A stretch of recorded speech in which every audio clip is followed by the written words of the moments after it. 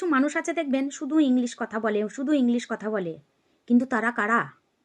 তারা কারা আমি কাদের কাদের জন্য বলছি জানেন? কিছু কিছু মানুষ আছে যারা ইংলিশ কথা বলে, তাদের মানে শিক্ষিত মানুষদের সামনে ইংলিশ বলে। আর কিছু কিছু মানুষ আছে যারা এমন মানুষ, মানে যেসব মানুষরা জানে যে ওই মানুষটা পড়ালেখা ভালো জানে না, ঠিক আছে, ওই মানুষটা ভালো পড়ালেখা জানে না বা ইংলিশ বেশি জানে না, তাদের সামনে বেশি বেশি করে ইংলিশ বলবে, মানে দেখাতে চাই যে তুমি কোন পর্যায়ে আছো আর আমি কোন পর্যায়ে আছি।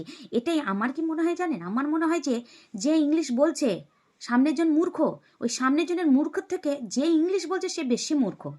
তার কারণ আমি যাকে ইংলিশ বলছি সেই মানুষগুলো যদি আমার কথা বুঝতেই না পারে যে আমি কি ইংলিশ বলছি বা কি কথা বলছি, তাহলে আমার ইংলিশ বলে লাভ কি? বোকার মতন তো তারা থাকবে, তাই না? তার কারণ আমার সামনের জন যাকে আমি ইংলিশটা বলবো, সে যদি আমার ইংলিশের মানেটা বুঝতে না পারে আর সে যদি পরিবর্তে আমাকে উত্তর না দিতে পারে, তাহলে তাদের সামনে আমি ইংলিশ বলবো কেন?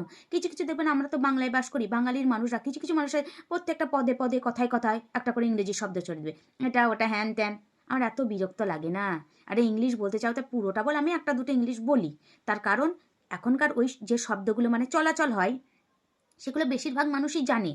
দেখবেন বেশিরভাগ মানুষই ওই শব্দগুলো বেশিরভাগ জানে, বিউটিফুল, নাইস, হ্যান ত্যান, এক্সকিউজ মি, এসব কথাগুলো বেশিরভাগই প্রত্যেকটা মূর্খ মানুষরাও এটা জেনে গেছে।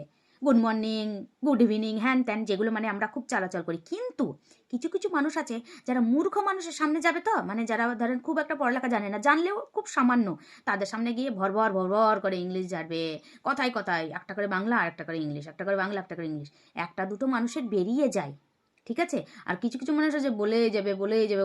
আরে বাবা, তুই তো বেশি মূর্খ রে বাবা, তোর সামনে তো মূর্খ মানুষ আছে বা সে বাংলা বাংলা পড়াশোনা জানে, তা তুই তার সামনে ইংলিশ শব্দ বলেই যাচ্ছিস, একটা করে বাংলা আর একটা করে ইংলিশ। যদি অত ইংলিশ বলা আর ধান্দাবাজি, তাহলে পুরোটা ইংলিশে বল না, পুরোটা বল, পুরো কথা বল। তাকে একদম বুঝতে দিস না, তাকে বোকা বানিয়ে দে, সোজা বোকা বানিয়ে দে, তাই না? যখন তাকে বোকাই বানাতে চাও তাহলে বোকা বানিয়ে দাও, একদম বোকা বানাও। একটু আধটু কেন বোকা বানাবো? যখন দেখবেন বাংলা কথা বলছে দিয়ে আবার একটা ইংলিশ বলছে, আবার বাংলা বলছে আবার ইংলিশ বলছে, তাহলে তখন সেই মানুষটার কি মনে হবে? যে বাহ, আমরা যদি একটু জানতাম ইংলিশ, কিছুই তো বুঝতে পারবে না সে, মনে হবে ওই বা কতই বার শিক্ষিত। কিন্তু আমার মনে হয় ওই মানুষটা বেশি অশিক্ষিত। কারণ তুমি একটা মূর্খ মানুষের সঙ্গে সামনে গিয়ে বারে বারে ইংলিশ ঝাড়তে গেছো। মূর্খ মানুষ, বা আমি যদি দেখি যে সামনের জন ইংলিশ জানে না, তার সামনে যত পারো বাংলায় কথা বলো। তার কারণ সে জানে না, তাকে নিচু করা হয়। যখন আমি একটা মানুষ যে কিছু জানে না তার সম্পর্কে সেই কথাটাই বলেই যাই, তখন সেই মানুষটাকে নিচু করা হয়। তাকে দেখানো যায় তোমার কোথায় যোগ্যতা আর আমার কোথায় যোগ্যতা, এটা দেখানো যায় তাকে নিচু করে। তো প্রত্যেকটা মানুষের সম্মান শুধু সেই মুখে সম্মান করাই হয় না, প্রত্যেকটা ক্ষেত্রেই মানুষের চরিত্র বোঝা যায় যে কোন মানুষ কোন চরিত্রের।